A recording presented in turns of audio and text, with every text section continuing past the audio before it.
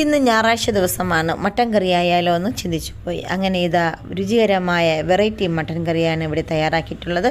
വളരെ എളുപ്പത്തിൽ തന്നെ ഇത് തയ്യാറാക്കാൻ സാധിക്കും. ഇതെങ്ങനെയാണ് തയ്യാറാക്കുന്നത് നോക്കാം. കടുക് പൊട്ടിച്ച് 1 ടീസ്പൂൺ ഇഞ്ചി വെളുത്തുള്ളി പേസ്റ്റ് വഴറ്റി അതിലേക്ക് 1 കപ്പ് ചെറിയ ഉള്ളി ചേർത്ത്